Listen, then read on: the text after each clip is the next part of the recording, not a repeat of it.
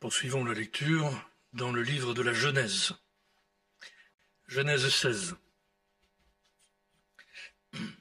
Sarah, femme d'Abraham, ne lui avait pas donné d'enfant. Elle avait une servante égyptienne du nom de Agar.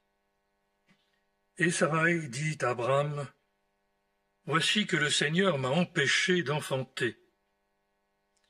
Va donc vers ma servante, peut-être que par elle j'aurai un fils. » Abraham écouta la proposition de Sarai. 10 ans après qu'Abraham se fut établi dans le pays de Canaan, Sarai, sa femme, prit Agar, sa servante égyptienne, pour la donner comme femme à Abraham, son mari. Il alla vers Agar qui devint enceinte. Quand elle se vit enceinte, sa maîtresse ne compta plus à ses yeux. Sarai dit à Abraham, « Tu es responsable de l'injure qui m'est faite. C'est moi qui ai mis sur ton sein ma servante. Dès qu'elle s'est vue enceinte, je n'ai plus compté à ses yeux. Que le Seigneur décide entre toi et moi, ou que le Seigneur soit juge entre toi et moi. » Abraham répondit à Sarai, « Voici ta servante en ton pouvoir, fais-lui ce qui est bon à tes yeux. » Sarai la maltraita, et celle-ci prit la fuite. L'ange du Seigneur la trouva près d'une source dans le désert, celle qui est sur la route de Chour. Et il dit à Agar, « Servante de Sarai, d'où viens-tu et où vas-tu » Elle répondit, « Je fuis devant Sarai, ma maîtresse. » L'ange du Seigneur lui dit, « Retourne vers ta maîtresse et plie-toi à ses ordres. » L'ange du Seigneur lui dit, « Je multiplierai tellement ta descendance qu'on ne pourra la compter. » L'ange du Seigneur lui dit, « Voici que tu es enceinte et tu vas enfanter un fils. Tu lui donneras le nom d'Ismaël, car le Seigneur a perçu ta détresse. Véritable âne sauvage sera cet homme. Sa main sera contre tous et la main de tous contre lui. À la face de tous ses frères, il demeurera cependant. » Agar invoqua le nom du Seigneur qui lui avait parlé. « Tu es Dieu qui me voit. » Elle avait en effet dit, « Est-ce bien ici que j'ai vu après qu'il m'a vu ?» C'est pourquoi on appela le puits de l'Aï qui me voit. On le trouve entre Kadesh et Béred. Agar enfanta un fils à Abraham. Il appela Ismaël le fils que Agar lui avait donné. Jusqu'ici, notre lecture. J'aimerais ajouter cependant d'autres passages afin que nous puissions comprendre le sens de ce texte. Tout d'abord, dans l'épître aux Galates. Galates, chapitre 4, verset 21. « Dites-moi, vous qui voulez être soumis à la loi de Moïse, n'entendez-vous pas ce que dit cette loi ? Il est écrit en effet qu'Abraham eut 2 fils, un de la servante, un de la femme libre. Mais le fils de la servante était né selon la chair, tandis que le fils de la femme libre l'était par l'effet de la promesse. Il y a là une allégorie. Ces femmes sont en effet les 2 alliances. L'une, celle qui vient du mont Sinaï, engendre pour la servitude, c'est Agar. Car le mont Sinaï est en Arabie et Agar correspond à la Jérusalem actuelle, puisqu'elle est esclave avec ses enfants. Mais la Jérusalem d'en haut est libre, et c'est elle, notre mère. Car il est écrit « Réjouis-toi, stérile, toi qui n'enfantais pas, éclate en cris de joie, toi qui n'as pas connu les douleurs. Car plus nombreux sont les enfants de la délaissée que les enfants de celle qui a un époux. Et vous, frères, comme Isaac, vous êtes enfants de la promesse. Mais de même que celui qui était né selon la chair persécutait alors celui qui était né selon l'esprit, ainsi en est-il encore maintenant. Eh bien, que dit l'Écriture? Chasse la servante et son fils, car il ne faut pas que le fils de la servante hérite avec le fils de la femme libre. Ainsi donc, frères, nous ne sommes pas les enfants d'une esclave, mais ceux de la femme libre. Bien sûr, nous ne méditerons pas tous ces textes-là, vous pensez bien, nous n'aurons pas le temps. Un autre texte dans l'Épître aux Hébreux.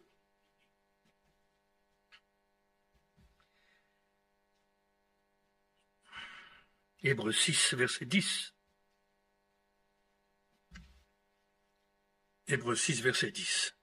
Dieu, en effet, n'est pas injuste. Il ne peut oublier votre activité et l'amour que vous avez montré à l'égard de son nom, en vous mettant au service des saints dans le passé et encore dans le présent. Mais notre désir est que chacun de vous montre la même ardeur à porter l'espérance à son épanouissement jusqu'à la fin. Une autre traduction, mais nous désirons que chacun de vous fasse preuve du même zèle pour amener votre espérance à son plein épanouissement jusqu'à la fin. Et la suite, ainsi vous ne vous relâcherez pas, mais vous imiterez ceux qui par leur foi et leur attente patiente reçoivent l'héritage promis ou héritent des promesses. Juste là.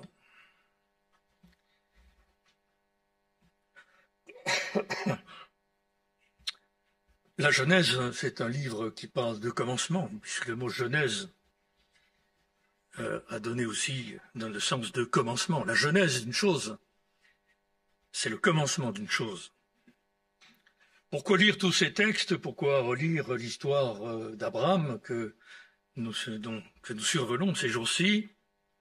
Parce qu'Abraham, c'est notre père à tous, père des croyants. Alors, Abraham, c'est notre ancêtre, c'est notre aïeul. Non pas que nous soyons juifs par nature, puisqu'Abraham a donné donc la naissance au peuple juif, mais l'Écriture, et je résume évidemment, dit que les vrais enfants de Dieu, ce sont les enfants de la promesse. C'est comme Isaac, l'enfant de la promesse.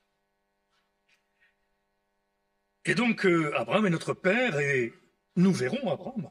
Ben oui, quand nous irons au ciel, j'ai beaucoup aimé mes grands-parents. J'avais un grand-père qui me disait toujours, quand il me saluait, quand on se quittait, il dit « Luc, rendez-vous dans la Jérusalem céleste, près des fleuves de l'eau de la vie. » C'est une piété à l'époque qui est totalement différente que la nôtre aujourd'hui. C'était un homme sans instruction, mais il attendait de se donner rendez-vous là-haut. Alors, certes, nous devons nous consoler et de voir tous ceux qui ont disparu, ceux auxquels on était attachés, nous les reverrons, mais nous verrons surtout le Seigneur, mais l'Écriture nous dit quand même que nous serons avec Abraham, Isaac et Jacob à leur table dans le royaume de Dieu. Si Jésus a dit ça, c'est pas pour des prunes, c'est qu'on aura là-haut un festin et nous rencontrerons Abraham, notre père. Donc ceux qui marchent sous les traces de la foi de notre père Abraham sont enfants de Dieu. Parce que Dieu avait fait une promesse à Abraham, je te donnerai un fils, et toutes les nations de la terre seront bénies dans ce fils. Bien sûr, Abraham a donné naissance à Isaac, le fils de la promesse, mais Isaac, c'était pas celui qu'on attendait vraiment, c'était le commencement d'une longue lignée pour aboutir à Jésus-Christ. Parce que le fils de la promesse, en réalité, c'est Jésus-Christ. Et effectivement, nous pouvons être bénis par Jésus-Christ, notre Sauveur. Donc tous ceux qui sont en Jésus-Christ, tous ceux qui ont reçu Jésus-Christ comme leur Sauveur, qui ont compris qu'ils sont perdus, qu'ils ont besoin d'être rachetés par leur Sauveur, deviennent des enfants d'Abraham et sont donc aussi héritiers selon la promesse. Vous êtes donc de la descendance d'Abraham, dit l'Écriture. Donc, c'est peut-être un peu sentimental, mais Abraham, ça nous intéresse. Alors ici, nous sommes introduits dans notre texte dans le foyer d'Abraham. Il y avait un problème quand même dans ce foyer, c'est que Sarah était stérile, et bien stérile. Elle ne pouvait pas avoir d'enfant. Alors comment avoir un fils de la promesse? Ça pose un problème. Et donc Abraham a reçu les promesses, que vous avez dû lire les textes ces jours-ci, encore récemment, hier, où Abraham se lamente en disant « Seigneur, je n'ai que Eliezer, c'est mon serviteur, c'est lui qui sera mon héritier. » Et Dieu a dit « Non, non, non, non, non. Celui qui sera ton héritier, c'est celui qui viendra de ton sein. Tu engendreras un fils. » Et donc voilà, les promesses ont été faites à Abraham et à Sarah, qui étaient bien sûr au courant. Nous le voyons ici, parce qu'il y avait une communion d'esprit entre les deux. Mais voilà, l'enfant vient jamais. Ici, les questions de 10 ans, après qu'ils se soient installés 10 ans dans le pays de Canaan, 10 ans, toujours pas d'enfant. Alors Sarah, ici, femme d'Abraham, qui est appelée quand même, parce que Sarah, les réformateurs aimaient bien l'appeler la mère des fidèles. Sarah est une belle figure comme Abraham. Tous les deux, Dieu rend témoignage dans le Nouveau Testament de leur foi indéfectible. L'un et l'autre ont cru au Seigneur et à sa fidélité. Puis Abraham est le père des croyants. Et nous le voyons ici dans notre texte, il va quand même y avoir un petit hic. Ça va coincer. Parce que la foi va faire défaut. Et Sarah en est d'ailleurs l'instigatrice. Elle qui a douté, la première. Et pourtant, elle est appelée, je dirais, elle est un modèle de féminité. C'est la femme par excellence, la femme modèle par excellence dans l'Écriture. Ainsi se paraient autrefois les saintes femmes qui espéraient en Dieu, soumises à leur mari, comme Sarah, qui obéissait à Abraham et l'appelait son Seigneur, dit l'Épître de Pierre. C'est d'elles que vous êtes devenues les filles, les femmes croyantes, nos sœurs, nos mères, nos filles. C'est d'elles, de Sarah, que vous êtes devenues les filles en faisant ce qui est bien, sans vous laisser troubler par aucune crainte. Et donc, on peut s'étonner du témoignage merveilleux que donne le Nouveau Testament d'Abraham et de Sarah, alors qu'ils ont visiblement quand même douté pas mal de fois. Ici, notre texte, c'est le cas. Alors, comment répondre à cette question? Comment se fait-il que Dieu taise, dans le Nouveau Testament, les défauts, les chutes de ces deux parents, nos parents de la foi? Est-ce que Dieu est un Dieu oublieux? Est-ce qu'il ne tient pas compte des fautes que l'on fait? On peut se poser la question. Et donc effectivement, le Seigneur a oublié la faute d'Abraham et de Sarah et n'en tient pas compte, n'en parle plus. Parce que quand Dieu pardonne, il oublie les fautes, il oublie les péchés. La Bible dit qu'il jette nos péchés au fond de la mer. Vous pouvez y aller, vous pouvez les chercher. Au fond de la mer, c'est profond, au plus profond de la profondeur. Le Seigneur efface les péchés comme un nuage. Vous savez, les nuages dans le ciel, quand ils sont là, une fois qu'ils disparaissent, vous ne les voyez plus. C'est comme ça pour les péchés. Le Seigneur jette nos péchés derrière son dos. Or, le Seigneur, c'est l'éternité. Donc, jeter le péché derrière son dos, c'est jeter les péchés dans l'éternité. Et vous pouvez aussi courir, ou envoyer les sondes que vous voulez, pour essayer de retrouver vos péchés. Ils ont disparu. Ça s'appelle le pardon, ça.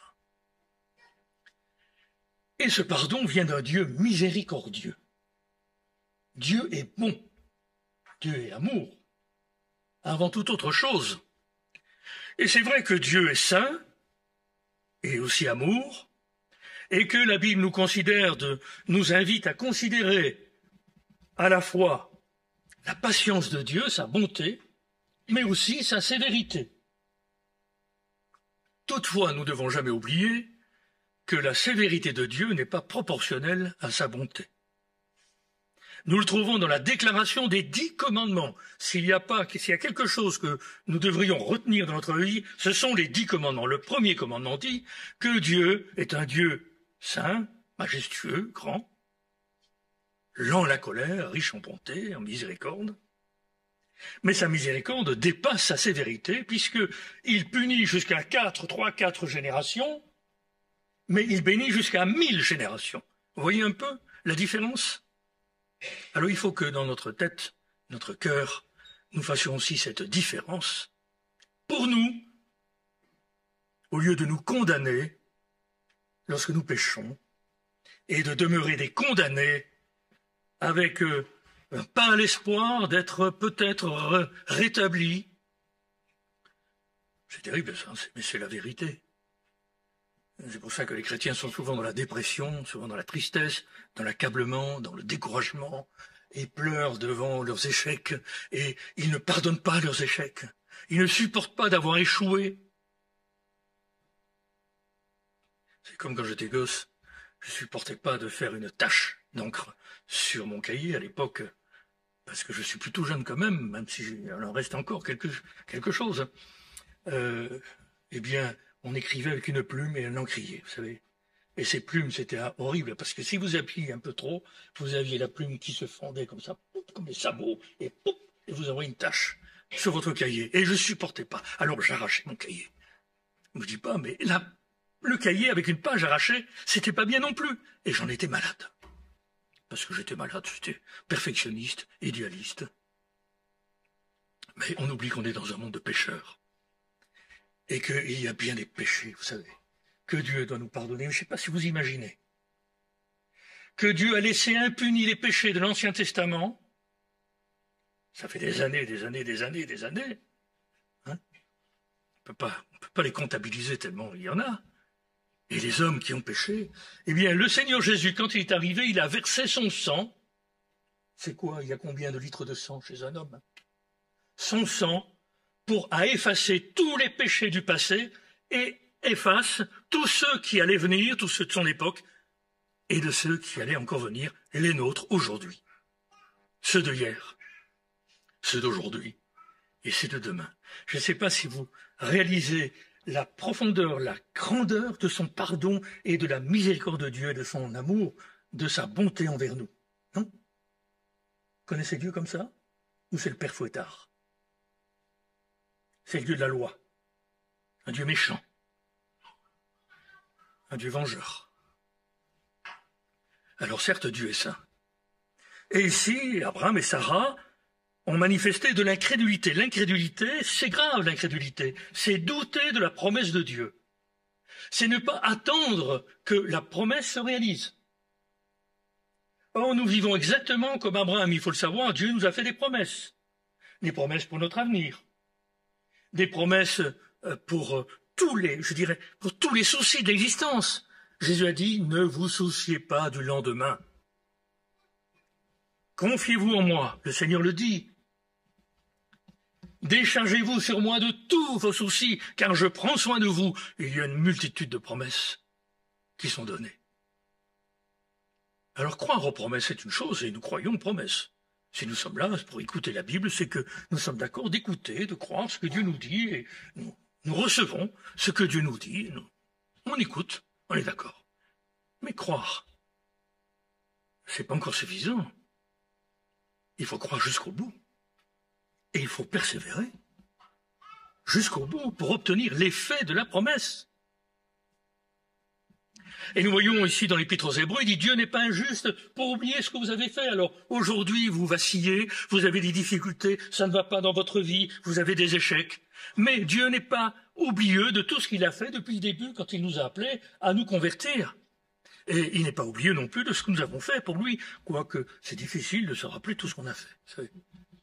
Il y a des gens qui m'ont dit parfois, Luc, toi tu dois être content parce que tu as beaucoup fait pour Dieu. Et je dis, mais le problème c'est que je m'en souviens plus. On ne peut pas s'en souvenir.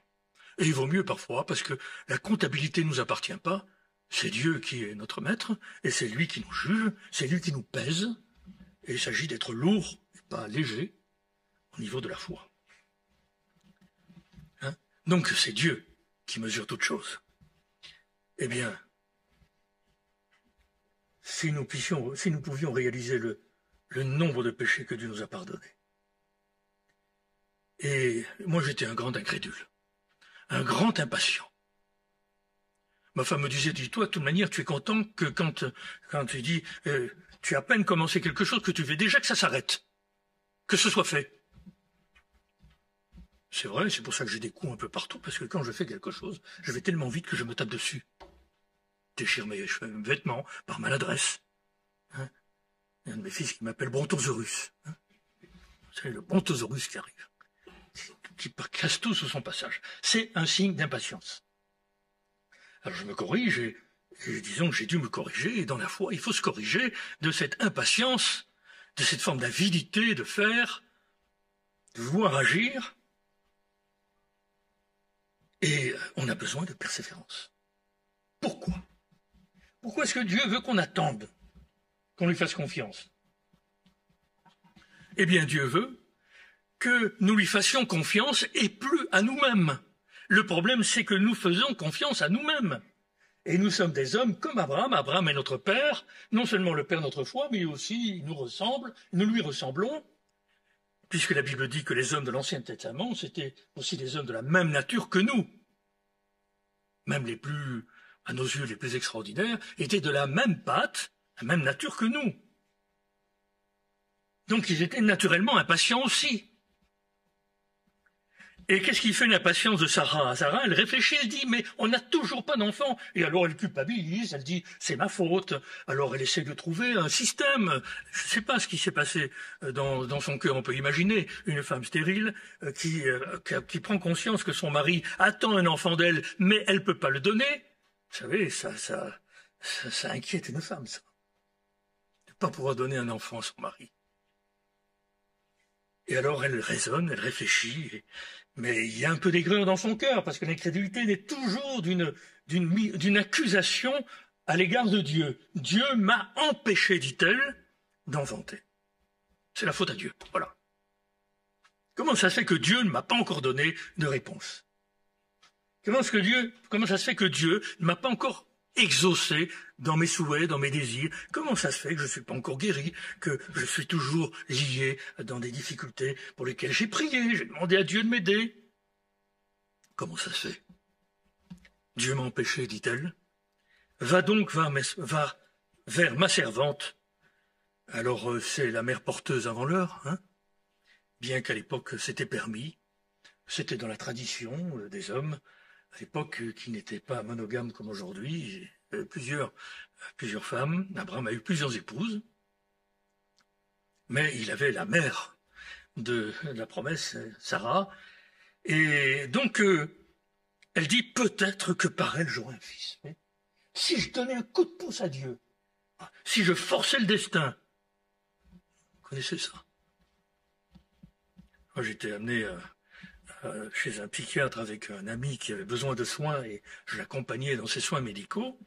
Et alors le psychiatre avait, disons, exhorté la personne malade en disant, vous savez, il faut y aller, il faut vous donner, etc. N'est-ce pas, monsieur Warnon? Il dit, aide-toi, le ciel t'aidera. Il est mal tombé parce que il a vu à ma tête qu'il n'était pas tout à fait d'accord avec ça. Aide-toi et le ciel t'aidera. C'est l'homme. C'est ce qu'on appelle la chair. C'est un mot terrible, la chair. En hébreu, ça veut dire la viande. C'est ce qu'on est. C'est tout ce qu'on est, si vous voulez, dans notre force, dans notre intelligence, dans nos capacités, dans nos défauts, c'est la chair, c'est ça. Et quand on se convertit, ben, la chair est toujours là et des fois elle veut donner un coup de main à Dieu. On va essayer de plus pécher, on va essayer d'être plus sérieux, de moins faire de bêtises. Voilà. Donc l'homme qui est saisi par Dieu va se tourner vers la loi, parce que la loi fait appel à la chair. L'homme qui mettra ces choses en pratique vivra par ces choses qu'il met en pratique. C'est la loi. Mais la loi, elle condamne. Ce qu'on ne sait pas, c'est que si vous voulez vous mettre à suivre la loi, elle va vous condamner. Plus vous suivez la loi, plus vous êtes maudit. Eh oui. Et plus vous serez en colère. Parce que la loi produit la colère. Et plus vous cherchez à aimer Dieu, plus vous allez pécher. C'est comme ça. Si vous essayez de vous freiner pour ne pas pécher, ça ne va pas marcher. Ça va redoubler d'intensité. Parce que la loi provoque le péché. La loi a pour but de nous montrer l'ampleur du péché, la profondeur de notre déchéance. Et la loi nous fait dire « Malheur à moi, je suis perdu. Qui me sauvera ?» Ben, c'est Jésus qui sauve. Mais celui qui n'a pas compris, qui ne peut pas, il n'aura pas besoin de Jésus. C'est pour ça que la loi nous conduit à Jésus. Et il faut qu'on passe par là. Il faut que l'expérience humaine nous conduise aussi à découvrir qui on est et qu'on n'a pas la foi. Et ne pas avoir la foi, c'est l'incrédulité. Et l'incrédulité est un péché.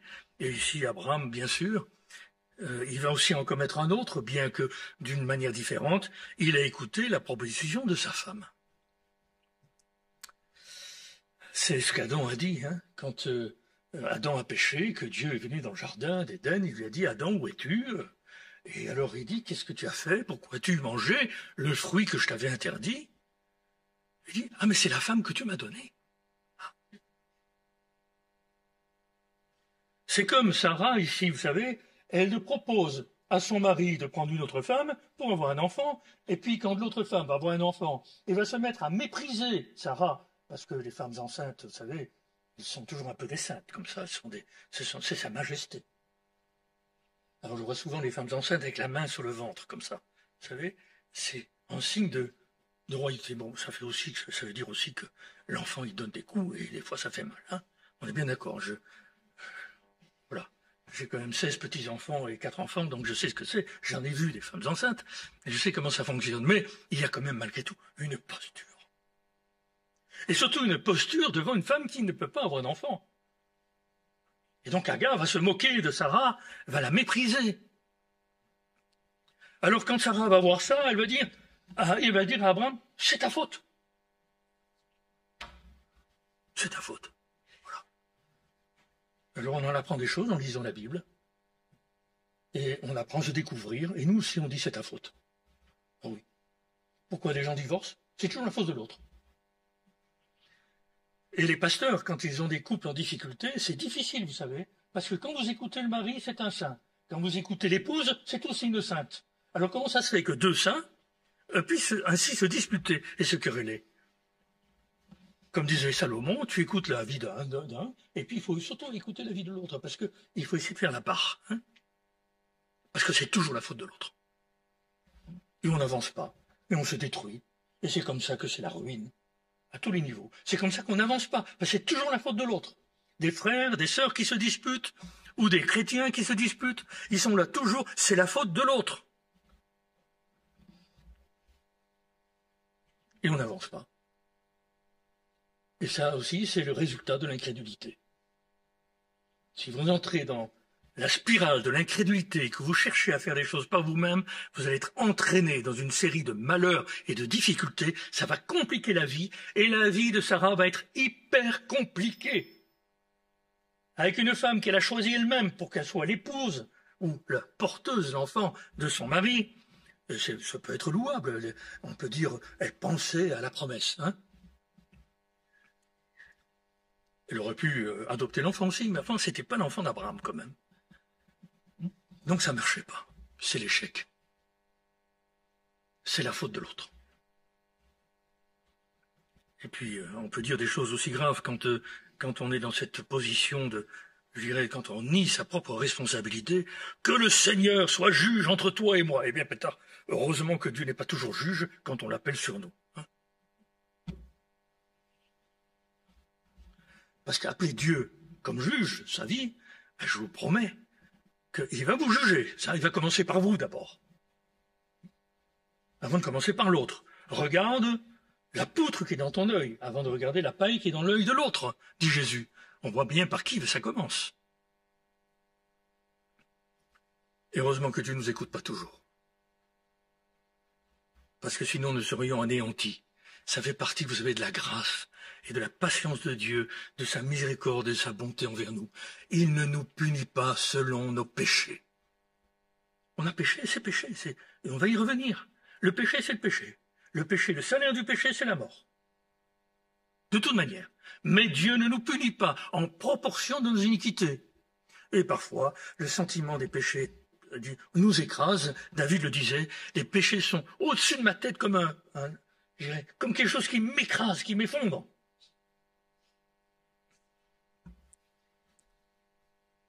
Alors, tout son péché, Abraham, qui a écouté sa femme, alors qu'il savait la promesse, et qui savait que Dieu n'avait pas dit, c'est Sarah qui aura un fils, alors il fallait pas biaiser, il fallait pas douter de la parole. Et Sarah, il fallait pas non plus douter et pousser son mari à faire un acte qui va avoir des conséquences immenses. Quand vous pensez qu'aujourd'hui, les guerres entre Israël et Palestine, c'est encore les Juifs, Isaac et Ismaël qui se battent. Ce sont tous des enfants d'Abraham, aimés par Dieu. Aimés par Dieu, c'est pour ça qu'il n'y a pas de racisme. On ne fait pas de préférence entre le juif et le palestinien, parce que tous sont aimés de Dieu, sont les enfants d'Abraham, comme l'ange de l'Éternel, qui est quand même une représentation de Christ. Quand vous voyez l'ange de l'Éternel dans l'Ancien Testament, c'est Jésus le Christ, avant son incarnation. Donc Jésus est là, dans le désert, quand Agar, qui aussi, il dit, c'est la faute à ma maîtresse. Parce que la maîtresse jalouse va la maltraiter. Mais vous savez, elle mérite d'être maltraitée. Il ne faut pas faire la fière. C'est quand même la maîtresse. Elle est encore que servante. Elle vit gracieusement dans la maison d'Abraham et Sarah. C'est pas la patronne. Et alors, elle fait de son nez, comme on dit. Et il ne faut pas s'étonner si la patronne n'est pas contente. Vous savez, il y a plein de leçons pratiques dans ce texte. Hein. C'est comme nous, les chrétiens, ils font de leur nez aussi avec leur patron. Il ne faut pas s'étonner que ça ne va pas. Alors que fait Agar? Elle se taille. On fuit. Le résultat des courses, c'est qu'elle est au désert, hein, qu'elle est en train de mourir de soif, parce qu'elle ne sait pas où aller. Et toutes les personnes qui fuient leurs difficultés, qui fuient leur culpabilité, qui fuient une situation difficile, c'est comme ceux qui changent de boulot parce que le patron est insupportable. Ça ne veut pas dire parfois qu'on ne puisse pas le faire, si l'occasion nous est donnée, bien sûr. L'apôtre Paul lui-même le dit, mais il encourage plutôt les esclaves à rester avec leur maître. La fuite n'est jamais une solution. De même que pour Sarah. C'est sa faute si la situation est comme ça. Si Agar se moque d'elle, elle s'est mise dans des difficultés. Alors qu'est-ce qu'elle va faire? Elle va taper dessus. Elle va être méchante. La méchanceté, la violence, la colère ne règlent pas notre faute. Ça ne règle pas notre faute. Donc pas en colère, pas essayer d'être violent, pas essayer d'écraser les autres pour solutionner un problème, non, non. De la même manière qu'il ne faut pas fuir, comme l'a fait Agar. C'est spirituel tout ça. Alors qu'est-ce qu'il faut faire? Il faut demander pardon. Il faut s'humilier pour ses fautes. Il faut les reconnaître. Il faut se courber. Et la première qui, l'ange parle, cet ange bienveillant avec Agar, parce que je sais pas, elle est dans le désert, cette pauvre esclave qui était quand même qui avait mauvais caractère et qui orgueilleuse, qui s'était moquée de Sarah. la mère des fidèles, eh bien l'ange est plein de bonté envers elle. Dit, je t'ai vu. Et elle va dire, mais comment ça se fait que Dieu m'a vu? J'ai vu ta misère, j'ai vu ta douleur. Vous savez, c'est ça la bonté de Dieu. Même si on a tort, même si on est dans de grosses difficultés, Dieu est bon et voit qu'on souffre. Alors il vient vers nous et il va dire quoi?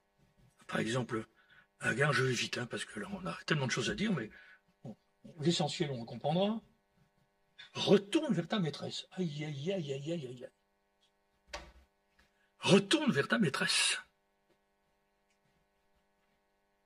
Et c'est pas tout. Et plie-toi à ses ordres, dit ma traduction. Alors, laisse-toi affliger par elle, dit notre traduction. Laisse-toi affliger par elle. Humilie-toi sous ses ordres. L'humiliation. Tu as fait une faute, tu as insulté, j'amplifie. Bien maintenant tu vas retourner, tu demandes pardon. Et il y a des conséquences, parce que quand on a insulté, vous savez, Dieu pardonne notre insulte, oui, mais les hommes pas trop. Seulement, vous ne pouvez pas être pardonné et être comme un ange dans le monde. Un petit ange qui vole, qui voltige. Non, on est dans la société, on est dans le monde, on a une famille, on a des enfants, on a une église, on a un lieu de travail. On n'est pas des anges, nous sommes des hommes. Et les hommes, qu'est-ce qu'ils doivent faire quand ils ont péché? Ils doivent se courber devant Dieu et attendre, s'humilier, obéir aux ordres. Voilà. Parce que c'est ce que Dieu attend du serviteur. Parce que vous savez, les enfants doivent se soumettre aux parents, l'épouse doit se soumettre au mari quand elle s'est manifestée une autorité non légitime, il faut qu'elle demande pardon au Seigneur. On demande pardon aussi au Seigneur, au patron, c'est pas la peine, parce qu'il y a des gens du monde qui ne comprennent pas qu'est-ce qui vous arrive. Quand vous leur demandez pardon, ils vont vous envoyer chez le toubib. Donc, mais enfin, dans votre cœur, vous humiliez et vous montrez au patron que vous lui en voulez pas et vous allez travailler. D'autant plus pour, pour plaire au Seigneur. Pour regagner, en quelque sorte, la confiance. C'est sûr que si j'insulte un ami, je veux bien lui demander pardon, mais je l'ai insulté quand même. Lui, il a dégusté quand même. Il a reçu une paire de baffes. Alors lui doit vous pardonner, mais ça mettra du temps. Parce qu'il n'est pas Dieu. Donc il faut accepter bien que l'autre prenne du temps avant de vous pardonner. Parce que, vous savez, on connaît les gens. Je t'ai demandé pardon. Oui, j'ai demandé pardon, mais je suis toujours en train de digérer. Je t'ai demandé pardon, alors tu devrais me sourire. C'est comme ça, vous savez, on demande pardon et basta, l'affaire est réglée. C'est pas comme ça. C'est qu'on est de chair et de sang et qu'on a des sensibilités et on peut être meurtri par des colères. Il y a des colères violentes, il y a des enfants qui peuvent avoir souffert de la colère des parents ou de la méchanceté de leurs parents. Et de même qu'il y a des parents aussi qui souffrent de l'attitude des enfants. C'est pas facile quand les enfants font des choses qui vous font du mal en tant que père, parent. Je me souviens, j'ai eu du mal parce que je suis un homme comme tout le monde. Et lorsqu'un de mes enfants avait fait vraiment de grosses bêtises, ça m'avait fort affligé, fort déçu, et j'ai eu du mal à digérer. Quand l'enfant m'a demandé pardon, j'ai dit oui, je te pardonne. Mais un jour, quelques jours après, l'enfant m'a regardé dans les yeux et dit « Papa, maintenant je sais que tu m'as pardonné. » Ah oui, ça a mis du temps. Ça a mis du temps. Ah, il faut accepter ça. Va, retourne vers ta maîtresse, plie-toi à ses ordres. Alors, c'est pas dur de faire ça, parce que l'ange dit, tu sais, l'enfant que tu as, il va être béni. Dieu lui parle d'amour.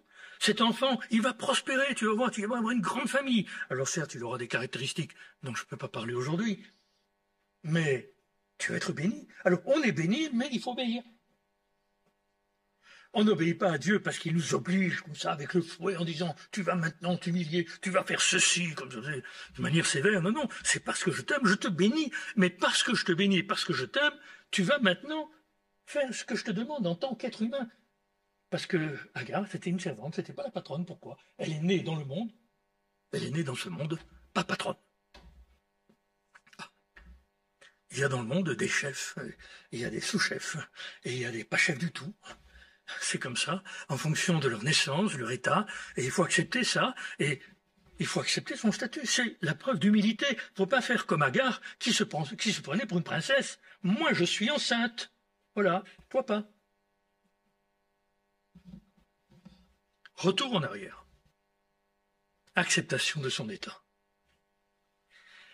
Et pour Abraham, il y a une chose qui est étonnante pour Abraham, c'est que quand Sarah vient se plaindre de sa servante, parce qu'elle est méprisante, Abraham, il dit, fais-en ce que tu veux. Et il savait bien ce qui allait arriver. Abraham, il n'était pas né de la dernière pluie, quand même. Et il a bien vu, la fille est partie, et il n'a pas été courir après.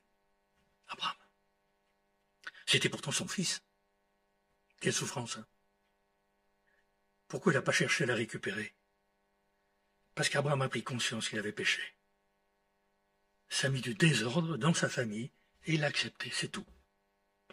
Et il a accepté la perte aussi de l'enfant qui allait naître. Mais vous croyez que c'est fini? Non, non. Dieu dit à Agar, tu reviens à la maison. Ce qui fait que pendant 14 années, Sarah a eu de nouveau Agar à son service, avec un mioche, pendant qu'elle n'en avait pas. Tous les jours, tous les jours, tous les jours. Et puis quand Sarah, finalement, a obtenu l'effet de la promesse, et elle est tombée enceinte, l'enfant est né, Isaac est né, ils se sont disputés. Tous les deux se sont disputés, et Dieu, c'est le chapitre plus loin, beaucoup plus loin, dans Genèse, il dit chasse la femme et l'esclave et son enfant. Car l'esclave n'héritera pas avec le fils de la femme libre. Abraham a eu son cœur déchiré, il a dû abandonner un fils qu'il avait appris à aimer, qui avait été chez lui, et il a dû s'en séparer encore une fois. C'était les conséquences de son incrédulité. Alors Dieu pardonne, mais celui qui sème selon la chair récolte de la chair la corruption.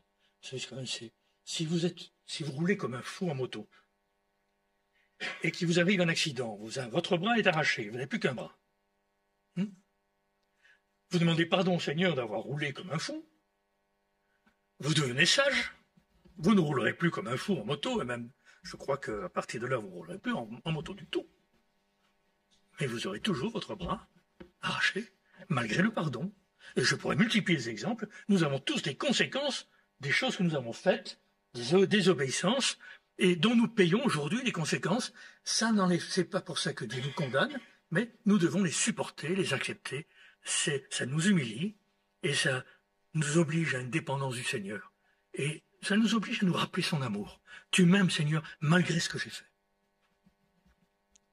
Malgré les erreurs, les difficultés de la vie, malgré tout, Seigneur, je survis à cause de ton amour. Et ça donne la force. Et c'est ce qui est arrivé avec Abraham et Sarah. Ils ont persévéré.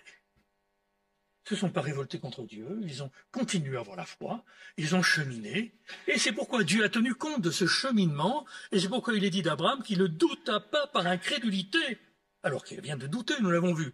Mais Dieu dit, il n'a pas douté, et c'est pourquoi il a obtenu l'effet de la promesse. Dieu a effacé la faute d'Abraham et de Sarah, parce qu'ils ont persévéré malgré leur chute, et les conséquences de leur chute, comprenez? L'amour de Dieu est au-dessus de tout. Et c'est ce qui nous sauve. Si nous n'avons pas ça, nous sommes des gens malheureux. Nous resterons des chrétiens bancals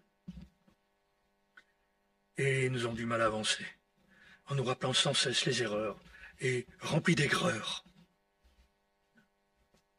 D'aigreur, de déception.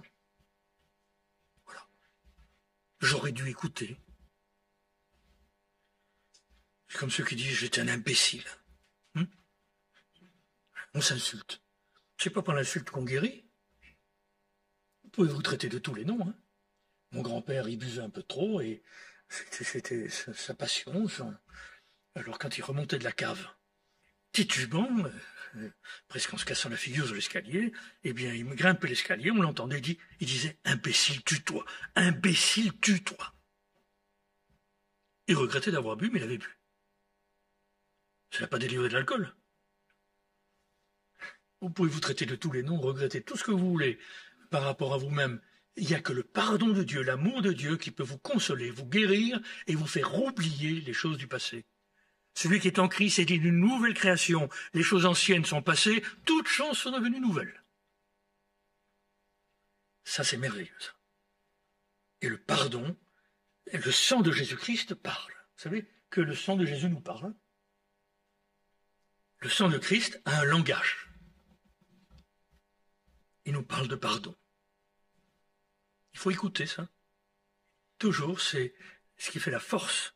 C'est ce qui nous permet d'avancer et de persévérer. Parce que même quand on chute, on avance. On continue à avancer. Malgré ce qu'on est, malgré les chutes qui nous attendent aussi, encore. Nous branchons tous d'une manière ou d'une autre, dit l'Écriture. Alors, saisissons, je dirais, le message que nous laisse ce texte, un des messages que nous laisse ce texte, et avançons avec foi, avec confiance, en n'oubliant pas d'invoquer le nom du Seigneur comme l'a fait Agar, qui lui dit, Agar invoqua le nom du Seigneur qui lui avait parlé, « Tu es Dieu qui me voit. » Dieu me voit. C'est pas merveilleux ça? Il me voit. Il me connaît. Elle avait en effet dit, « Est-ce bien ici que j'ai vu après qu'il m'ait vu ?» Selon la traduction libre, Agar se demanda, « Ai-je réellement vu ici même celui qui me voit ?» Et elle appela l'Éternel qui lui avait parlé du nom de Ata El Roy en hébreu, qui signifie « C'est toi le Dieu qui me voit ». C'est pourquoi on appelait ce puits Ber Lakai Roy, c'est-à-dire le puits du vivant qui me voit. Vous savez que ce puits-là est devenu un lieu béni, préféré d'Isaac. Je me trompe, Isaac ou Jacob, je me souviens, Jacob, pardon. Non, écoutez, excusez-moi, j'ai un petit doute là. Mais Isaac ou Jacob, peu importe, ils allaient méditer dans cet endroit-là. Et ils ont même habité celui-là. Je crois que c'est Isaac qui a habité cet endroit-là parce qu'il était chargé de signification bénie. C'est Dieu qui te voit. Et il voulait rester dans ce regard de Dieu, ce regard bienveillant de Dieu qui voit la misère. Et qui, quand Dieu voit, il agit. Il pourvoit. Sans faire de jeu de mots. Il voit et pourvoit. Et bien que le nom du Seigneur soit béni encore aujourd'hui, par nos bouches, nous allons prier. Notre Dieu, notre Père, Père miséricordieux, bienfaisant, bienveillant, riche, Seigneur, en toutes sortes de bontés d'amour, merci de pouvoir nous rappeler ensemble ce matin, en tant qu'Église, cette grâce immense qui nous est faite, cette bienveillance qui a plusieurs visages. Seigneur, cet amour multiple qui se traduit de différentes manières dans l'Écriture, mais qui nous console, qui nous conforte. Veuille dans ta grâce, Seigneur, nous donner une plus grande révélation de toi, de cet amour. Pardon d'avoir douté de toi, d'avoir été incrédule, d'avoir, Seigneur, commis le péché des péchés, suite à cette incrédulité, de nous être retirés de toi, d'avoir abandonné la route, sans réaliser, Seigneur, que nous nous perdions, que nous sommes arrivés, que nous arrivons dans un désert. Pardon pour la fuite, pour le refus de prendre nos responsabilités, de nous considérer comme responsables de nos actes, de nos péchés. Fais-nous grâce, Seigneur, donne-nous la repentance, comme nos pères t'ont demandé, donne-nous, Seigneur, le don des larmes, pour que nous puissions aussi nous repentir véritablement devant toi et connaître les bienfaits de ton pardon, de ta grâce, de ta miséricorde. Seigneur, répands ton esprit sur nous, sur nos cœurs, et visite-nous encore, toi qui nous vois. Continue à nous voir, Seigneur, et même si nous ne te voyons pas à cause de notre incrédulité, nous confessons que tu es un Dieu qui nous voit et qui nous regarde sans cesse. Que ton nom soit béni. Amen.